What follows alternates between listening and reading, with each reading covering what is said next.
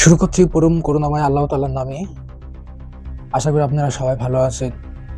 তো আজকে যে বিষয় নিয়ে আমি হাজির হলাম আপনাদের সামনে, আমি ১ম এ বলে রাখি যে আমি অতি সামান্য দুটি একজন মানুষ। আমার তেমন একটা জ্ঞান দক্ষতা নাই। আ সে বিষয়ে একটু বিবেচনা দেখবেন যে আমি একটি সাধারণ মানুষ। তো আমি আজকে যে বিষয় নিয়ে কথা বলতে যাচ্ছি সেটা হলো বর্তমান রাজনীতির বিএনপির যে রাজনীতি, সেই রাজনীতি নিয়ে। আ ১ম এ বলে রাখি যে আমিও কিন্তু একজন বিএনপির কর্মী। হ্যাঁ, এবং একসময় বিএনপির ক্যাডারও ছিলাম আমি। এখন বিএনপির কর্মী, হ্যাঁ? সাধারণ একজন, অতি সাধারণ একজন বিএনপির কর্মী আমি, হুম? তো যেহেতু আমার আপনার হচ্ছে আমি শহীদ জিয়ার ভক্ত আমি, সেই হিসাবে আমি শহীদ জিয়ার আদর্শে আমি আপনার হচ্ছে আ বিএনপি সমর্থিত করি আমি।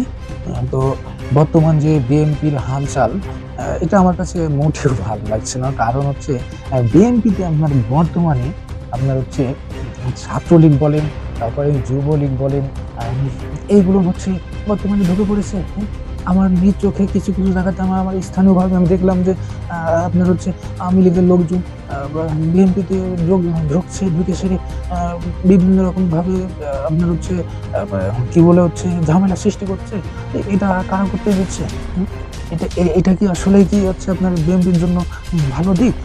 অবশ্যই বিএনপির জন্য ভালো দিক না। তাহলে এত কিছুই যখন হলো, তাহলে এইসবই যখন হবে বিএনপির রাজনীতিতে, তাহলে আপনার ৫ই আগস্টের কি দরকার ছিল?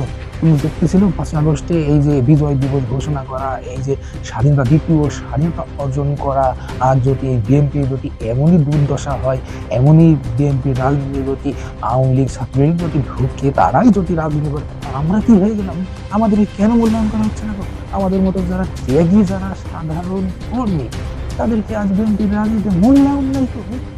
আপনার স্থানীয় এলাকাতে আপনি ভালোভাবে খেয়াল করে দেখবেন যে তার সব অঞ্চলেই সব অঞ্চলেই কিছু বিএনপির আসলেই ত্যাগী নেতা কর্মীদেরকে মূল্যায়ন দেওয়া হচ্ছে না, এবং কেন দেওয়া হচ্ছে না তো?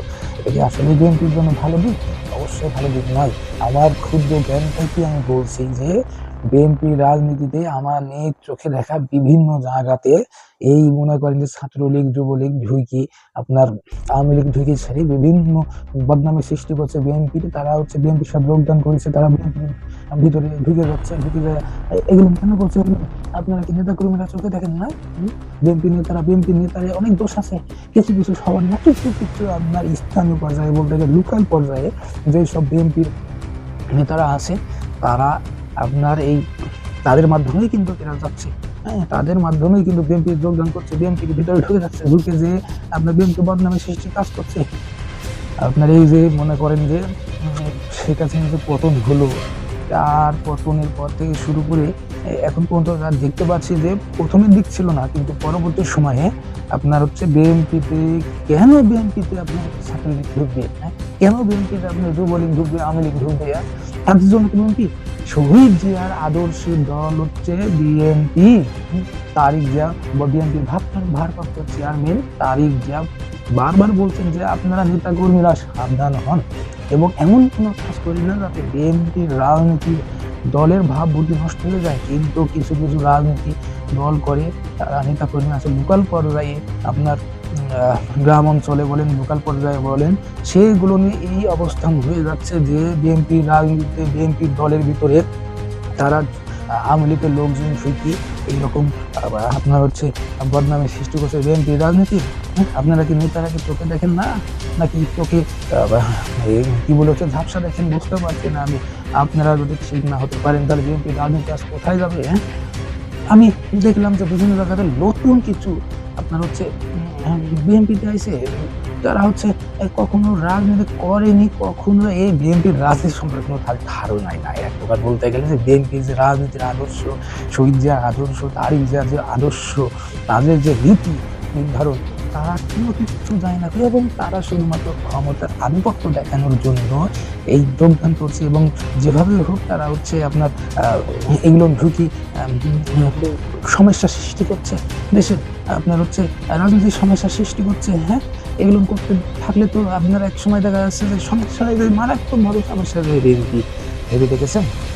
আপনারা ভাবেন, বেশি করে ভাবেন।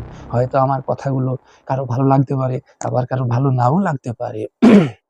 তো আমি বলতে চাই যে এখনো অনেক সময় আছে, এখনো যেহেতু নির্বাচন হয়নি, তো আপনারা যদি সাবধান থাকেন তো বিএনপির জন্য ভালো, দলের জন্য ভালো, দেশের জন্য ভালো। আর যদি এই অসাবধানতার মতন যদি আপনারা এরকমভাবে করতে থাকেন তাহলে তো রাজনীতি নষ্ট হয়ে যাবে বিএনপির। শহীদ জিয়ার রাজনীতি নষ্ট হয়ে যাবে, তারিক জিয়ার রাজনীতি নষ্ট হয়ে যাবে, খালেদা জিয়ার রাজনীতি নষ্ট হয়ে যাবে। এটা কি আমাদের বিএনপি কর্মীদের নীতি? অবশ্যই না। আমাদের নীতি হবে একটা, আমাদের আদর্শ হবে মেজর জিয়ার রাজনীতি।